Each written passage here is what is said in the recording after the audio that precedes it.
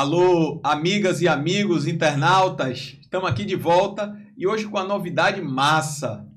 Nós resolvemos pela primeira vez sair de Salvador, né? E estamos vindo aqui para Lauro de Freitas, nesses diálogos com Lauro de Freitas.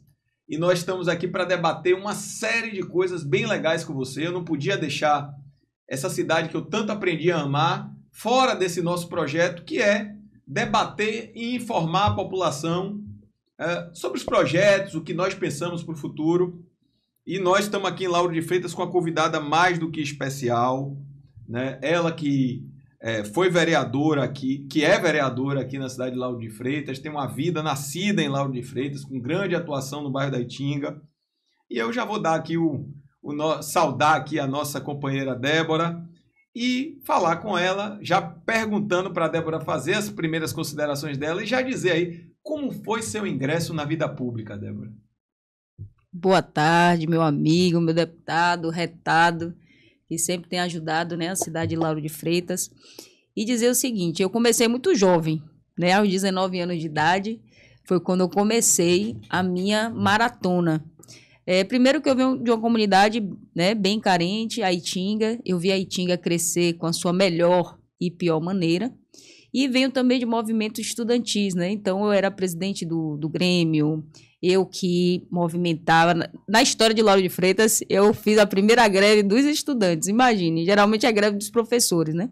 Porque na época não tinha papel ofício para ser feito as provas, não tinha bebedouro direito, então a gente vem de uma luta já há muito tempo. E eu sempre acreditei, Léo, que a política é o maior instrumento para transformar a vida das pessoas, né? Basta estar na mão da pessoa certa para conduzir uma cidade e transformá-la. Então, a gente viu diversas transformações em Salvador, né, através de ACM Neto, agora através de Bruno Reis, você também, que ficou à frente, né, da Secretaria de Saúde, o quanto você pôde impactar vidas, o quanto você pôde transformar vidas no local onde você estava, porque você tem a política como algo muito sério. Então, isso a gente consegue ver na ponta, né? Essa transformação a gente consegue ver na ponta, estando gestores comprometidos com o que faz e com a cidade. E vamos lá, Débora, você faz a primeira greve de estudante, você é nascida da Itinga, uma história com Lauro de Freitas. Como se dá a decisão de Débora de ser candidata a vereadora? Então, em 2004, né, aos 19 anos, me chamaram para ser candidata, né, a vereadora, e foi o período que era necessário ter 30% de mulheres nos partidos.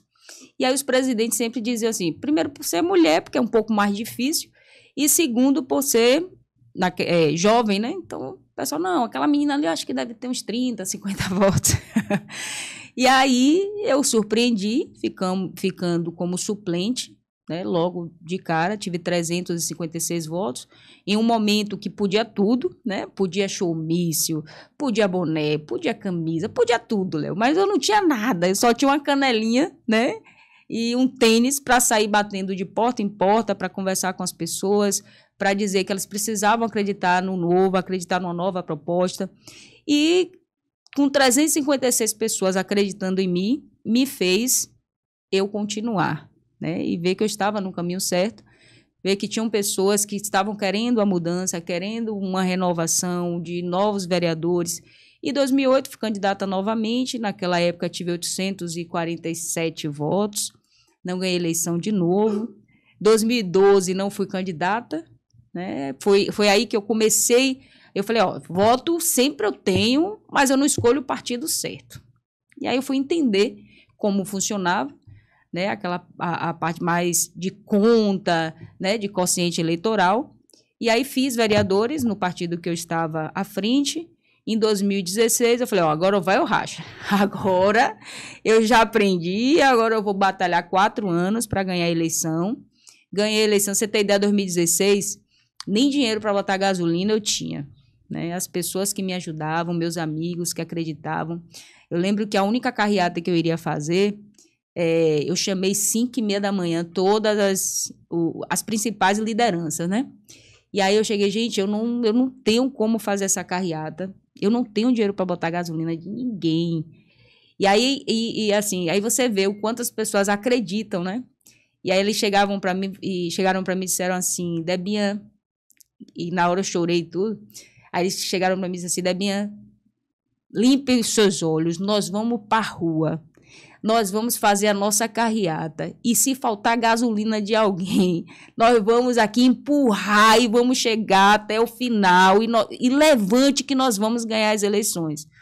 E aí me encorajaram, né? Peguei, levantei, falei com todo mundo e foi aquela loucura. E fizemos uma das melhores carreatas que Lauro de Freitas teve em 2016. Né? Com pessoas que sempre acreditaram.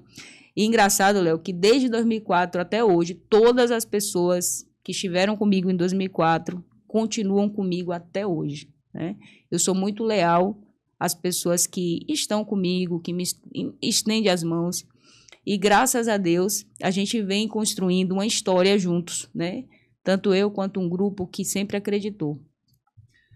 Aí vamos lá, Débora. Você ganha antes de você ganhar as eleições, voltando um pouquinho, ainda sobre você pessoalmente, que eu acho que pouca gente tem um conhecimento mais profundo. Eu fui vereador em Salvador também, as pessoas acabam conhecendo o vereador, mas sabendo um pouco a história. Até muito bonita isso, a emoção. Eu ainda vou lhe apertar na hora certa. Mas assim, Débora fez faculdade? Sim. Débora é formada em quê? Em Direito. Em Direito. Sim. Então, acabou ajudando no processo legislativo aí da Câmara de Vereadores. Sim, sim. Na verdade, eu fiz até o 7º semestre na UFBA, Engenharia, e depois eu sempre fui muito apaixonada por política. Eu falei, gente, engenharia, política, não tem muita coisa a ver não, né? Me arrombei, e aí... dinheiro. E aí eu peguei, larguei no 7º semestre, tranquei a faculdade e comecei do zero, fazendo Direito. E disse que para todo o grupo, porque 2016, né, teoricamente, eu tinha que estar na faculdade, porque são 5 anos, né? E eu me comprometi com todo o grupo que eu formaria em 4 anos. E consegui me formar em 4 anos, graças a Deus, sem perder uma matéria, ficando sem cabelo quase, mas consegui. E 2016 estava livre para estar nas ruas, trabalhando para ganharmos as eleições. E ganhamos as eleições com 1.222 votos. Bacana. Aí vamos, você se elege vereadora de Lauro de Freitas. O que é que você destacaria do seu mandato como vereadora de Lauro de Freitas?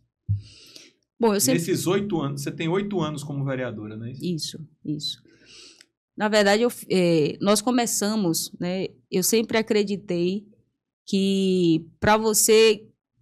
O político que ele se preocupa com a reeleição é sinal que ele não fez um bom mandato, né?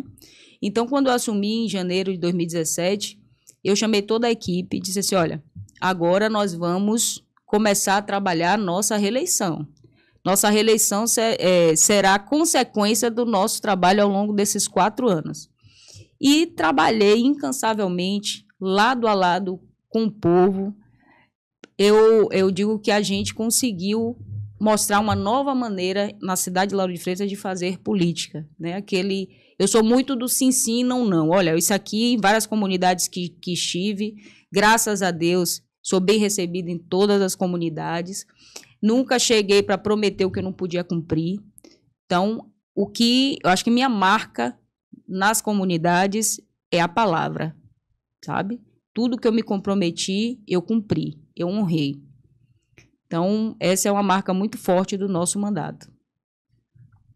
Vamos lá, Débora, você como filha, como militante da cidade de Lauro de Freitas, como uma pessoa antenada nos problemas, principalmente de Lauro de Freitas, como você percebe a atual administração da cidade de Lauro de Freitas? Então, eu como cidadã, é uma gestão péssima, é um desgoverno total. Porque o que é que acontece aqui, Léo?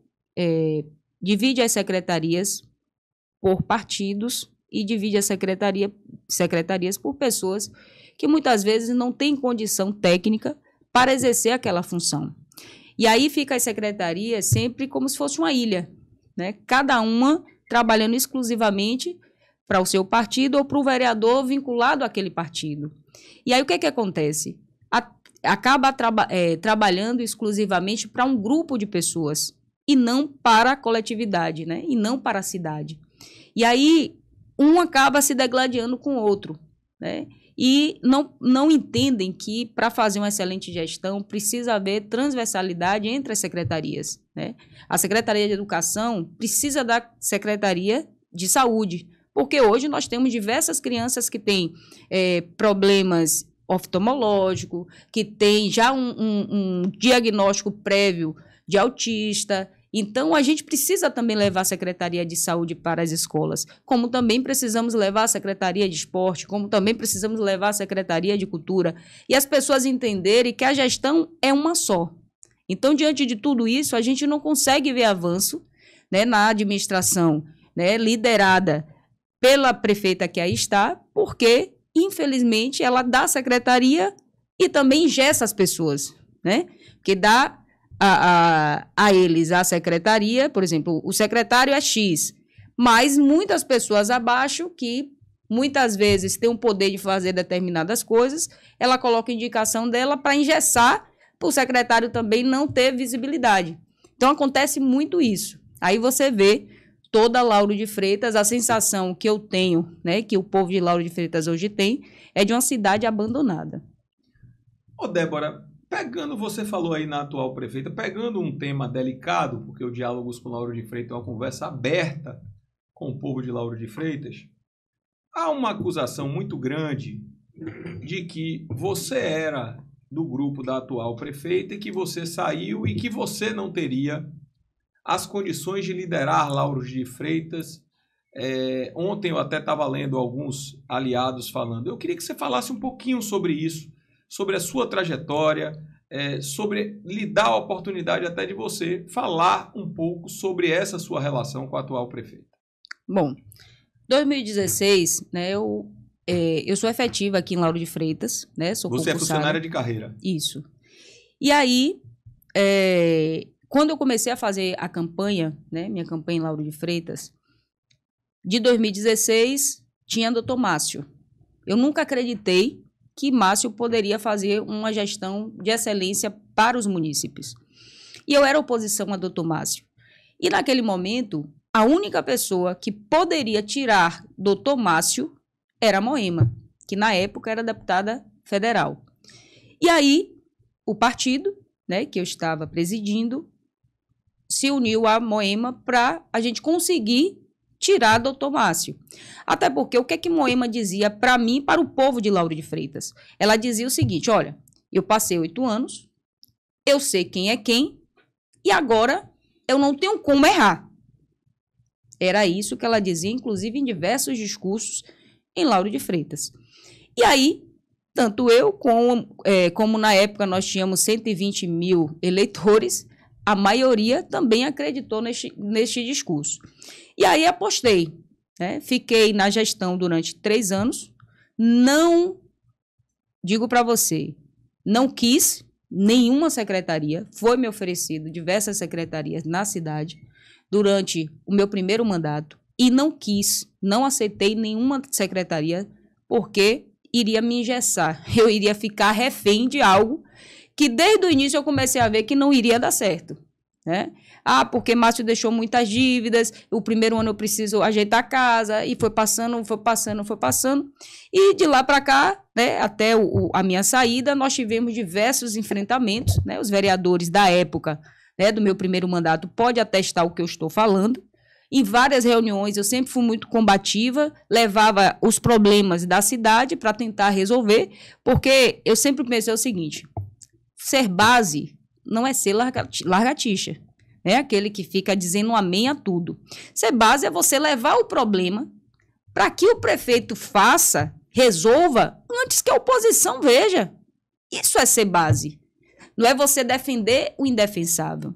Então, eu levava, né? Inclusive, eu tenho pilhas e mais pilhas de vários relatórios que fiz na época, né? Sobre a Secretaria de Saúde, Secretaria de Educação, com o recebido, com a letra e assinatura da própria prefeita. Quem quiser ver, posso trazer para mostrar o quanto eu fui combativa, certo? Mesmo sendo base. Eu considero 2 pontos importantes aí da sua fala, Débora, e aí eu queria enaltecer e lhe ouvir. Pelo menos que para o nosso internauta, eu acho que esse ponto é um ponto importante para a cidade de Lauro de Freitas. Então, Moema Gramacho só entra na sua trajetória política em 2016, quando você entra na vida pública em 2004. Está correta a minha observação? Não. Eu, na verdade, eu presidia o PRP. Certo? Que na época eu era vice-presidente do PRP. Certo. Que em 2012 eu deixei de ser candidata, assumi o PRP com Alexandre Marques. Certo. Eu apoiei em 2012 Alexandre Marques. Certo. Tá? E perdemos as eleições na época com como é o nome dele? João Oliveira. Certo. E Márcio ganha a eleição. Certo. De lá para cá, de 2012, assumiu o concurso 2013 e de lá para cá eu fiquei na prefeitura sendo concursada e Márcio era o prefeito. Certo. E você oposição. E eu oposição a Márcio, tá? Quando eu fui candidata em 2016, o partido que eu estava na época presidindo, que era o PSL na época, eu já tinha trocado, né, o partido porque eu iria organizar o partido como presidente, né? E aí eu vou e filio no PSL, presido o PSL, organizo o PSL e uno o PSL na coligação de Moema. Entendeu? Entendi. Mas eu tô uma coisa que é importante para o nosso internauta. O período que eu mais me aproximei de Moema foi em 2014. Foi quando ela foi candidata Quer dizer, 10 a anos deputada. Depois da sua entrada na gestão pública. Isso. E quando ela foi candidata a deputada. Clareza, pelo que você está falando, antes de receber qualquer apoio, você apoiou Moema Gramacho por algumas eleições.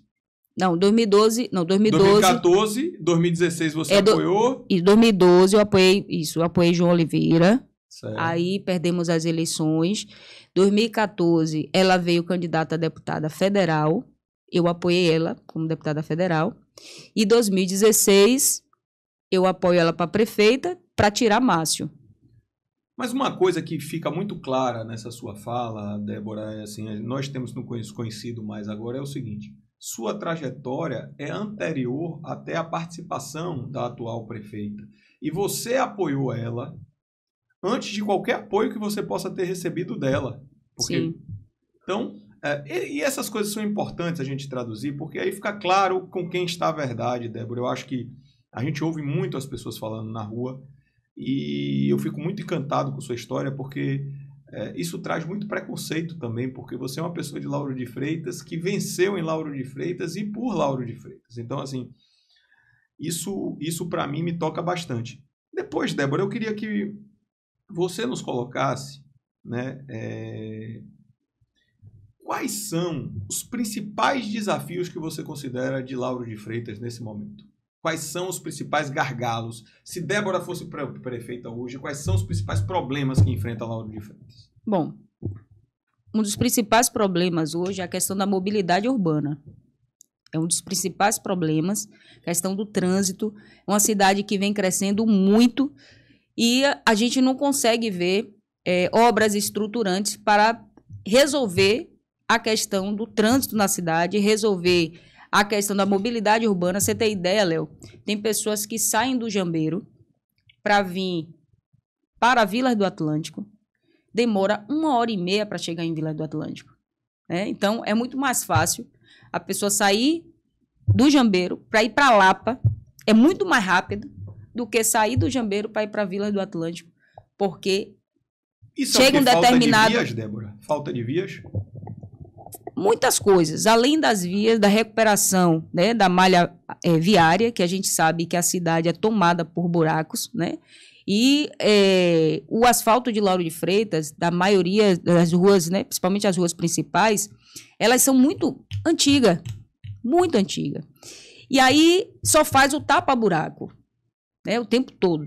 Isso quando pensam em fazer o tapa-buraco, porque nem isso estão fazendo mais, né. Então, qual é a ideia hoje? Principalmente nas principais, a gente fazer o recapeamento asfáltico para dar uma condição dos munícipes ter como ir e vir. Porque hoje, até mesmo a questão dos buracos faz com que gerem muito engarrafamento, certo? Aí você tem a sinalização vertical e horizontal que não tem. Tem algumas Aqui em Lauro intervenções. Não é feita a colocação de placas, Não. a sinalização horizontal, como chama? Não. É uma dificuldade, pra você ter ideia, é uma dificuldade para colocar faixa de pedestre na frente do hospital. É dificuldade para colocar faixa de pedestre na frente de escola, que é obrigatório. E não tem. Se você fazer um giro em Lauro de Freitas, você vê o quanto Lauro de Freitas está carente quando se trata de mobilidade urbana, de transporte, inclusive, Léo, se você pegar, por exemplo, algumas intervenções que poderiam ser feitas, não estou falando de grandes obras, não, estou falando de intervenções simples, que, por exemplo, aquele alargamento ali em frente à Localiza, não tem o Parque Shopping? Não tem a Localiza? Tem. Aí você pega a Estrada do Coco com 2 vias e quando chega ali, justamente ali, em frente à Localiza, ele vai afunilando. Certo? Que só passa um carro. Ali já começa a engarrafar toda a Estrada do Coco. Na verdade, ali funciona como um funil. Como um funil, né? E se você observar, tem um canteiro gigantesco que a gente pode ampliar. Intervenção mínima, que poderia já ser feita há muito tempo. Outro ponto também, com a vinda do Parque Shopping.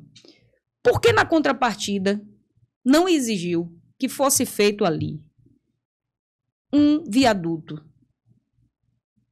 E olha, Débora, essa sua ideia, assim, eu tive na última semana com a prefeita Sheila Lemos, lá de Vitória da Conquista, ela nos mostrando o quanto de intervenção ela está fazendo, conseguindo justamente dessa mesma forma que você está falando. Desafogar o trânsito, é isso aí. Não, em contrapartidas com a iniciativa privada, que não é preciso de muito dinheiro, mas sim você exigir que os empreendimentos que venham, e Lauro de Freitas é uma cidade muito pujante, possa ter contrapartida para o município. Com certeza, com certeza.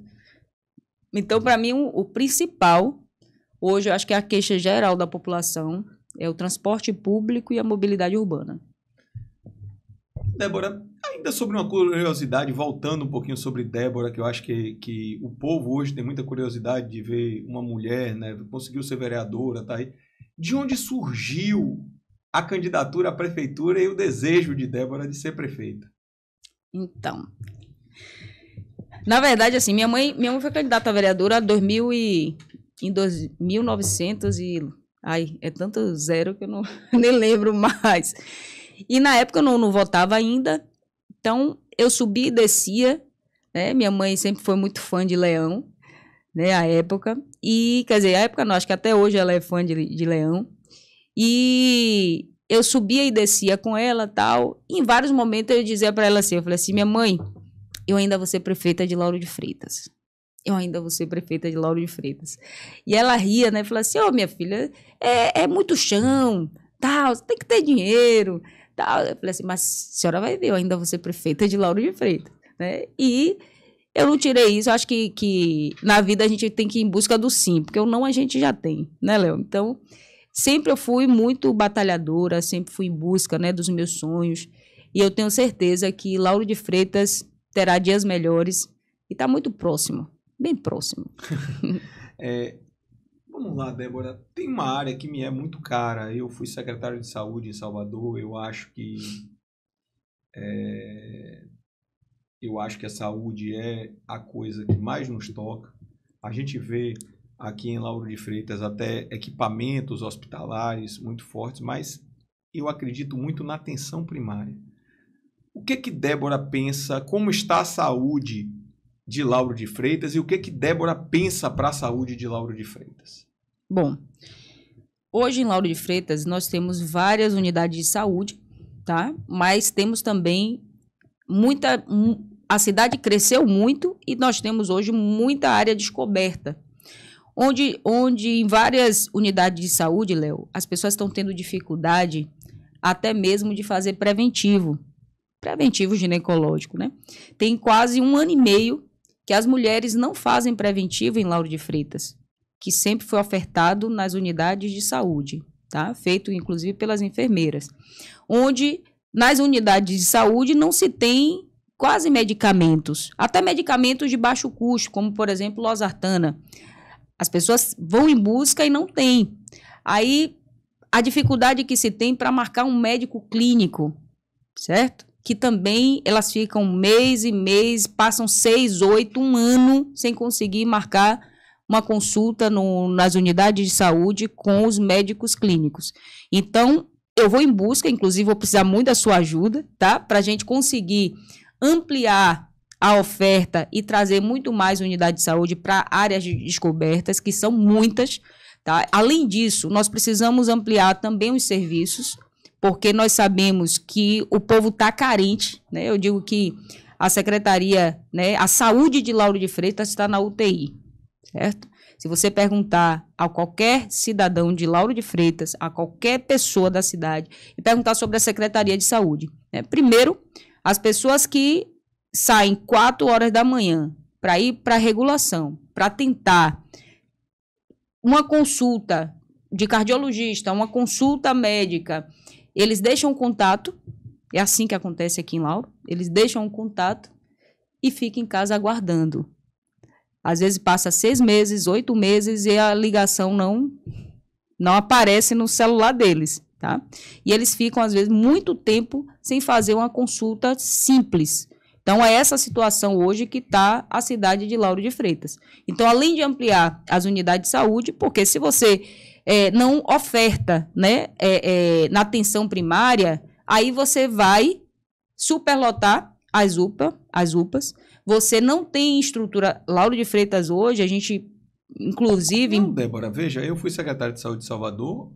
Uma das UPAs mais pressionadas que nós temos é a de Itapuã, que recebe muita gente de Lauro de Freitas. Tanto a Itapuã quanto aquela do Parque São Cristóvão. Isso, de São Cristóvão, né? Mas Itapuã era muita gente. Eu me lembro que eu recebi o relatório. É isso aí, né? Era então, muito pressionada. Aqui, por exemplo, a UPA não tem atendimento ortopédico, né? Que muitas vezes as pessoas saem daqui para ir para São Cristóvão, quando tem qualquer emergência referente à ortopedia. E aí nós precisamos ampliar também, colocar isso, né? E a cidade está clamando por mudança. Ainda sobre essa questão da saúde, Débora, para mim é muito caro. Deixa eu te fazer uma pergunta. Todos os postos de saúde estão com a equipe de saúde da família, equipe de atenção básica com médicos? Você tem essa informação? Não é assim. A maioria, vários médicos, não querem mais trabalhar em Lauro de Freitas, né? Inclusive, alguns amigos meus saíram recentemente e acaba deixando, por exemplo, às vezes tem 3, 4 equipes em uma unidade de saúde. Tem 3 médicos que estão vinculados a cada equipe, tá? E aí fica uma faltando um médico. Aí esses 3 médicos... Tem que dar cobertura para a área. Isso aí, acaba tendo que dar cobertura, só que a prioridade dele é atender primeiro a área dele. Isso, para depois começar a pegar a área daquele médico que não... Há programa de residência médica nas unidades básicas de saúde de Lauro de Freitas, porque essa foi uma grande solução que nós trouxemos em Salvador na gestão de ACM Neto, que é a implantação do programa de residência médica nas unidades de atenção primária. Isso ajuda bastante, porque você tem... Lembrando que o programa de residência médica em atenção primária são médicos formados que vão fazer residência. Então, não é estudante. Sim. E aí, essa é uma... Nossas melhores unidades são as com residência multidisciplinar, que hoje Salvador tem residência multidisciplinar. E ela também melhorou, porque o que é o programa de saúde da família? É aquele médico que conhece sua família, que conhece, por exemplo, a família de Débora na Itinga, sabe o histórico, sabe como é. Só que dentro de Salvador era uma rotatividade muito grande de médicos. Isso impossibilitava o médico de conhecer o próprio território dele. E o programa de residência ajudou a fixar o médico. É melhor para o município, porque você tem, além de você ter o residente médico, você tem o preceptor, que é um médico que é professor também. Sim. Então você acaba tendo uma equipe extremamente robusta. Há esse tipo de equipe aqui em Lauro de Freitas hoje? Não. E é um programa federal. Então, assim, eu quero já me colocar à sua disposição, Débora, para a gente fazer um amplo trabalho de fortalecimento da rede de atenção primária em Lauro de Freitas, porque eu acho que a atenção primária você evita uma série de coisas que podem colaborar aí com a saúde da população. Maravilha. Vamos lá, Débora, ainda conversando com você sobre a infraestrutura. Você considera hoje Há algum grande projeto da prefeitura em relação à construção de alguma via, alguma grande via para melhorar esse trânsito de Lauro de Freitas? Não. Não existe. No seu plano de governo e como está, o que você prevê e como está a educação em Lauro de Freitas? Pronto. Então, hoje como é que está a educação em Lauro de Freitas? Né? Primeiro, hoje a gente tem, né, o município tem hoje uma dificuldade muito grande em ter professores do REDA. Por quê? Porque o que é que acontece? Eles fazem um processo seletivo, entram, começam a lecionar. Quando chegam em novembro, lá para o início de dezembro, Moema suspende o contrato do REDA.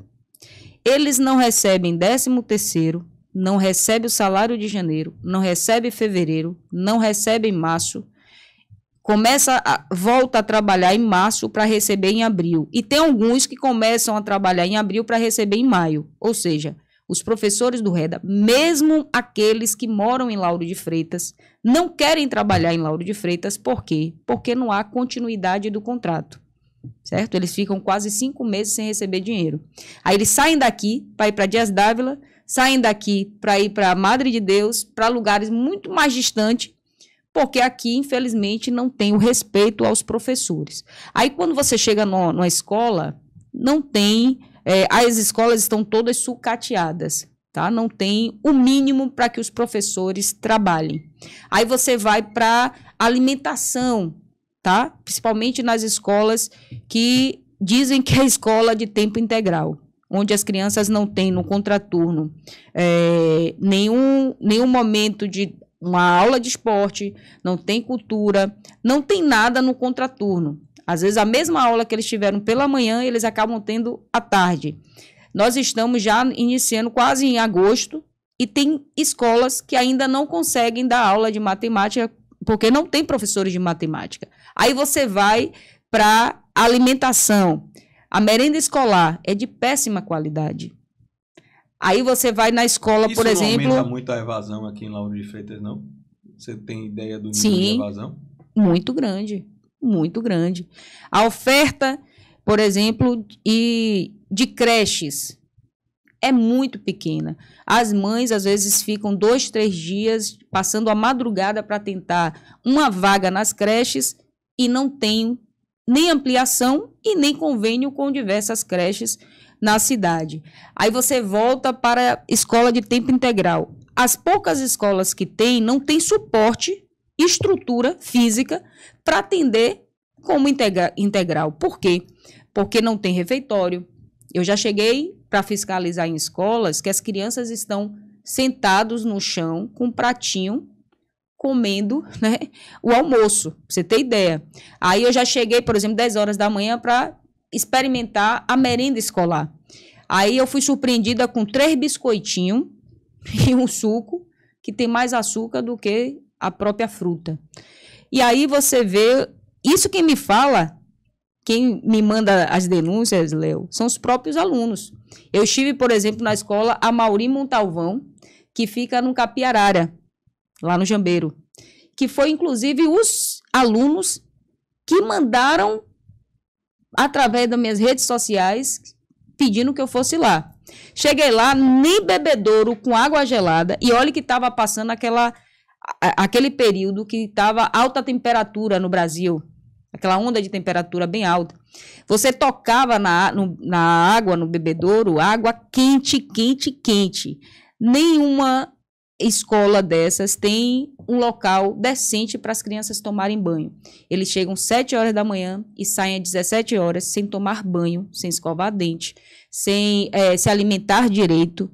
Então, está um caos total, toda a educação. Até porque a secretária, né, da cidade de educação, se a gente pegar ela e largar lá no Capiarara, ela não sabe voltar, porque ela não conhece a cidade. Ela não é da cidade. Então, ela precisa entender como é que funciona a Itinga, como é que funciona o Capiarara, sair do ar-condicionado, ir para as ruas, ir para as escolas, para entender o que é que precisa ser mudado. Mas 8 anos não fez, não vai ser agora que vai fazer. Débora, a gente tem acompanhado, você falou nas escolas, infelizmente a gente tem acompanhado aí os índices de violência, da segurança pública no nosso estado, e em Lauro de Freitas eu imagino que não é diferente. Então, assim, a minha pergunta é como está a segurança pública em Lauro de Freitas e se você tem alguma ideia, além de cobrar do governo do estado de que é responsabilidade, como você vai colaborar para melhorar a qualidade de vida do cidadão aqui em Lauro de Freitas. Aproveita e fala que mataram agora, nesse momento que mataram uma pessoa agora lá na frente do Max. Foi mesmo? Foi onde era o comitê de Mirella. Isso está em todos os municípios, está. Então, você já fala assim, eu não gosto muito desse. Eu não gosto desse tema, não. Eu não gosto desse tema, não, mas. Enfim. É um tema que está mexendo muito. Não, a gente já acabou de matar agora. É. Pode ir? Pode. Então, Léo, para você ter ideia, falando sobre a segurança, né, da cidade, a sensação que a população tem, não somente os lauro-freitenses, mas como também a Bahia toda, é aquela sensação mesmo de insegurança. O cidadão de bem tem que ficar enjaulado para o bandido ficar na rua de forma livre e tranquila, né? Então, é isso que tem acontecido em Lauro de Freitas. Pra você ter ideia, exatamente agora eu recebi uma notícia que mataram uma pessoa ali na frente do Max, né? Exatamente agora. Então, é essa sensação de insegurança que o povo vem sofrendo e vivendo ao longo dos anos. E a cidade tem sempre a marca, em qualquer lugar, a quinta maior cidade mais violenta do Brasil, sétima maior cidade violenta do Brasil. Então, sempre está em ranking, mas não de forma positiva, né? Aí você começa a identificar onde está o erro, né? Porque a gente precisa enfrentar a questão da segurança, né, da cidade. A gente precisa colocar bons programas para a gente atingir a juventude da cidade, né? E como é que você faz isso? Aí você olha, hoje a Secretaria de Esporte, como é que está na cidade? Você olha como é que está a Secretaria de Cultura. Você olha como é que está a educação. Cadê os cursos profissionalizantes para os jovens da cidade? Não tem nada. Então, os jovens ficam à deriva e muitas vezes a porta maior é a da criminalidade. Então, a gente precisa combater trazendo, né, de fato, grandes programas. Uma das coisas que nós vamos resgatar em Lauro de Freitas é os cadetes mirins. Não sei se você já ouviu falar sobre esse projeto. Na época, né, de Roberto Muniz, de Leão, eram os cadetes mirins. Hoje a gente tem juízes formados que já foi cadete. Como é que funcionava? Aquela criança que estava no ensino fundamental 2, no contraturno, eles trabalhavam na prefeitura e outros trabalhavam também nas empresas privadas de Lauro de Freitas, onde tinha uma redução de imposto, né, para essas empresas. Eles ampliavam as vagas e profissionalizavam esses jovens. Então, a maioria dos jovens que passaram, né, pelos cadetes mirins, hoje são pais, né, mães, pessoas respeitadas, formadas e tem uma história para contar o quanto os cadetes mirins transformaram a vida deles. Então, esse é um dos projetos que nós vamos estar resgatando para a juventude de Lauro de Freitas. Então, precisamos combater toda essa insegurança, né, toda essa violência, essa criminalidade na raiz, certo? E não com paliativos. E na raiz colocando diversos programas, projetos para os jovens, para impactar a vida desses jovens. Uma das coisas que melhoram a sensação de segurança que o município faz, por exemplo, Salvador, a iluminação já é toda em LED, do prefeito Bruno Reis. Isso dá uma sensação de segurança melhor. Como está essa questão da iluminação aqui na cidade de Lauro de Freitas? Então, Léo, tem várias ruas, várias ruas que ainda são aquela iluminação com aquela lâmpada amarela, tá? Isso quando tem. Mas se você vê, a maioria das ruas estão todas escuras. Isso tem recurso. Tem você recurso. Tem a COSIP, você tem a taxa de iluminação. que vem na conta, né, do cidadão. E aí você vê uma cidade aí completamente... só vontade política mesmo. Só vontade política, que a gente sabe que é zero a vontade desse povo, né? E tem também a questão de tanto buraco, né, Léo? Porque imagine, quando você passa em uma rua que tem muitos buracos, a tendência de qualquer pessoa que está ali dirigindo é fazer o quê? Reduzir a velocidade. Quando você reduz a velocidade, o que é que acontece? Você fica ali vulnerável. Você não sabe o que é que vem, né? Como aconteceu, por exemplo, recentemente, aqui no Miragem, onde uma mulher foi sequestrada porque ela reduziu por conta do buraco. Aí os meliantes vieram, pararam na frente do carro e tiraram a mulher, não, colocaram a mulher do lado e colocaram ela como... fez o sequestro relâmpago, né? E passaram, acho que quase 6 horas com a mulher. Então, isso tem acontecido muito em Lauro de Freitas, por falta também dessa infraestrutura que deveria acontecer, e infelizmente não acontece. Muito triste isso, a gente espera que Lauro de Freitas tenha dias melhores. O último tema que eu acho muito importante, né? Eu tenho participado da frente parlamentar lá em defesa dos salões de beleza, temos feito um trabalho em Salvador com o pessoal de bares e restaurantes. Como Débora enxerga os empreendedores da cidade hoje, os empresários, e o que ela espera fazer com esses empreendedores que geram tantos empregos para os pais e mães de família de Lauro de Freitas? E eu acho que o maior programa social que uma pessoa pode ter é ter o suor do seu rosto reconhecido através do seu trabalho. Então, eu queria dar um espaço aí para você falar um pouquinho do que você pensa para o desenvolvimento econômico de Lauro de Freitas para os próximos anos. Bom, primeiro é entender que os empresários da cidade, os empreendedores, eles são parceiros, né? Não são inimigos. Como hoje a gente consegue ver, inclusive na fala de diversos empresários da cidade, a forma que eles são tratados quando chega em algumas secretarias da cidade. Então, muitos acabam vendendo muita dificuldade para ganhar facilidade, outros enxergam como o empreendedor como inimigo, certo? E para você ter ideia, Léo, ali naquela região ali do centro de Lauro, o que é que eles pedem, né? Os comerciantes ali daquele centro, né? Você sabe que com a vinda do shopping, reduziu muito as vendas naquela região. Então, o que é que eles pedem? Um programa que a gente possa fortalecer, inclusive toda aquela região do centro, porque é um shopping a céu aberto ali, tá? E quando você vê, Lauro de Freitas, ela tem aquela parte do centro, é muito estreitinho, né? E aí, às vezes, até mesmo uma fiscalização mais ostensiva referente ao estacionamento, porque muita gente acaba colocando muitos carros ali no centro e impede dos clientes pararem os carros na frente das lojas, rapidinho ir lá comprar, depois pegar o carro, sair, e eles têm muita dificuldade. Então, o cliente acaba saindo de lá e indo para o shopping, né? Coisas simples que poderia ser feito lá.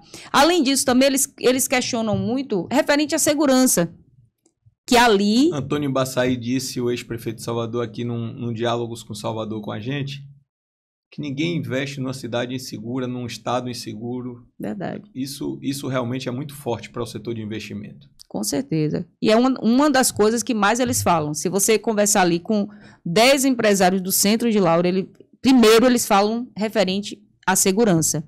Aí depois eles falam referente à fiscalização, a questão dos carros. Ficam muitos carros parados de um lado e de outro, e impedem até das pessoas verem o que é que aquela loja ali fornece e tal.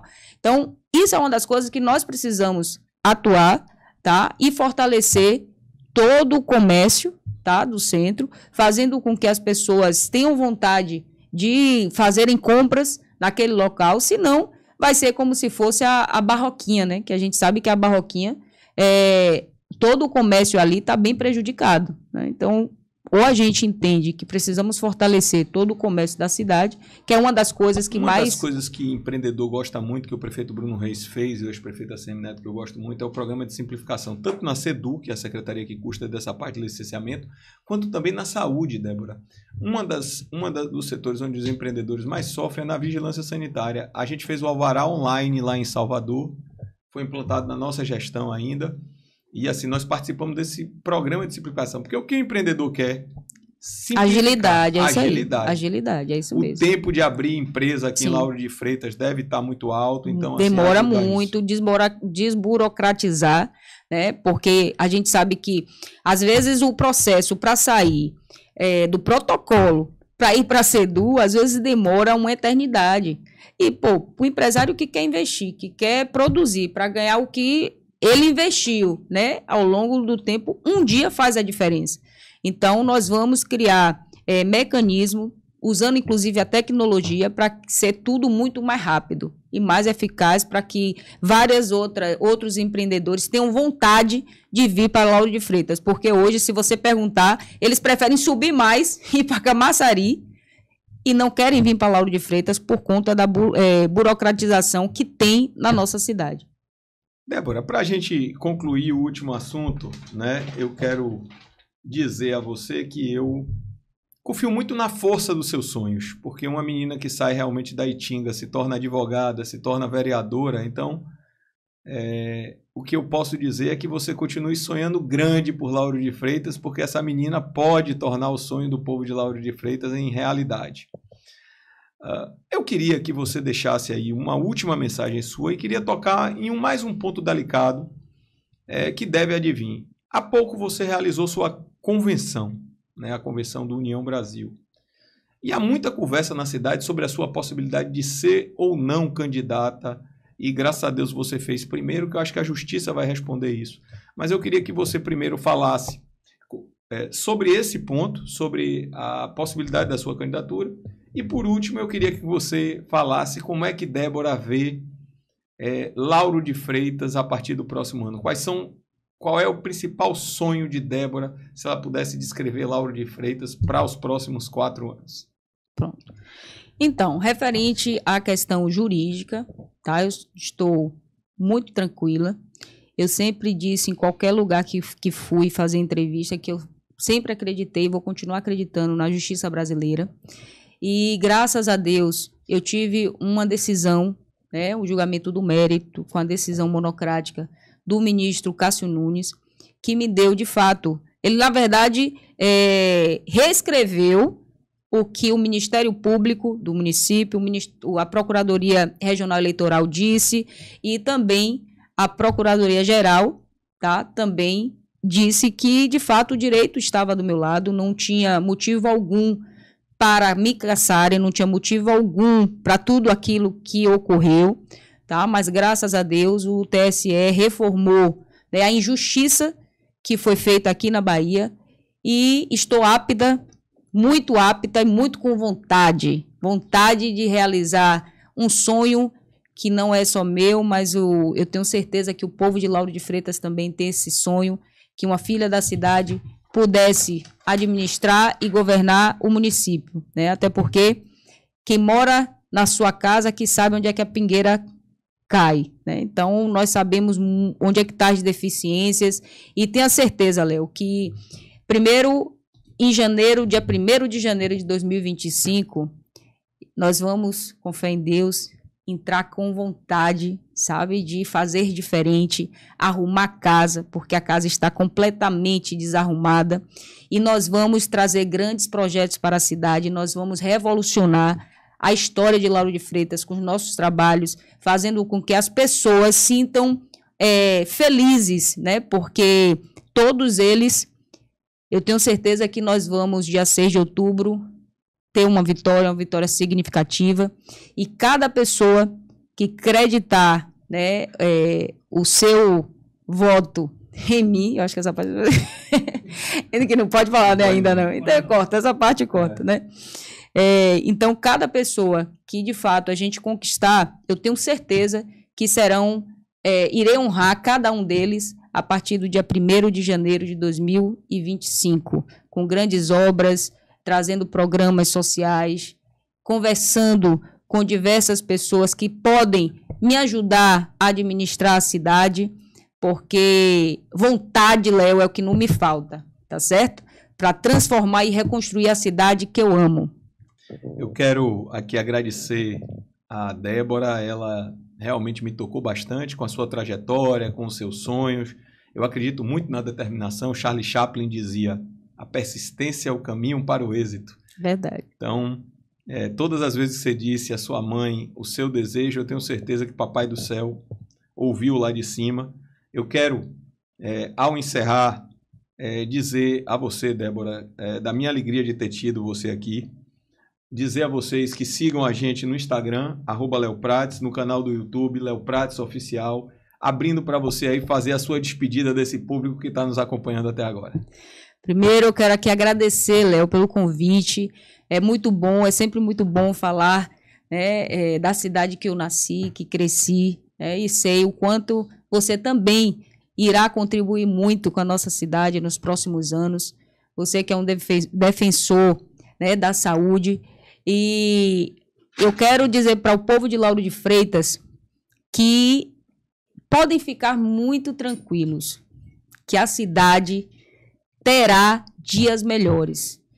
As pessoas hoje estão tendo esperança nos seus corações, sabe? Porque há um tempo atrás, quando você conversava com alguém, eles falavam assim, isso aí não tem mais jeito, né? E hoje, quando eu chego nas ruas, as pessoas sempre chegam para mim e falam assim, Debinha, você é a nossa esperança. Você é a nossa esperança. Todo canto da cidade eu ouço isso. Então, nós vamos fazer diferente, nós vamos reconstruir a nossa cidade, porque o que não me falta é vontade. Mesmo que eu tenha que trabalhar de madrugada, nós vamos arrumar casa e dar dignidade e moralidade ao povo de Lauro de Freitas. Obrigado, Débora, mais uma vez. Obrigado a você que nos acompanhou até agora e até o próximo Diálogos com Lauro de Freitas.